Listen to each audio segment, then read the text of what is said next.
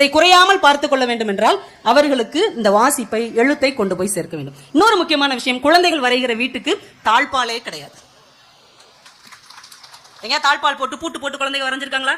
சாவி எங்கேயாவது ஒளிச்சு வச்சிருக்காங்களா? கிடையாது. ஏன்னா குழந்தைகளுடைய வீடு திறந்த புத்தகம் மாதிரி, எல்லாருக்கும் பொதுவானது. யார் வேணாலும் அந்த வீட்டுக்கு வரலாம், தங்கலாம், சாப்பிடலாம், படிக்கலாம், நிம்மதியாக வாழலாம். இப்படி ஒரு அழகான உலகத்திற்கு சொந்தக்காரராக இருக்கிற பிள்ளைகளைத்தான் நம்ம பிடிச்சி இழுத்துட்டு வந்து நீ அதப்படி இதப்படி, அவங்களாகணும் இவங்களாகணும் அப்படி ஆகணும் என்று நாம மாற்றி கொண்டிருக்கிறோம். இந்த குழந்தைகளின் உலகம் எவ்வளவு அழகானது அப்படின்றதுக்கு அம்சப்பிரியா ஒரு சின்ன கவிதை சொல்லியிருப்பார்.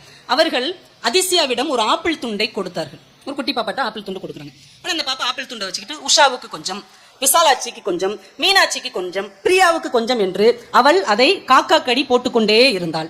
இப்போது ஆப்பிள் துண்டு ஆப்பிள் தோட்டமாக மாறிக்கொண்டிருந்தது. ஒரு துண்டு ஆப்பிள், ஆனா ஒவ்வொருத்தங்களுக்காக இவ கடிச்சு கொடுக்க கொடுக்க அது அன்பின் ஆப்பிள் தோட்டமாக மாறிக்கொண்டே இருக்கு. குழந்தைகள் உலகம்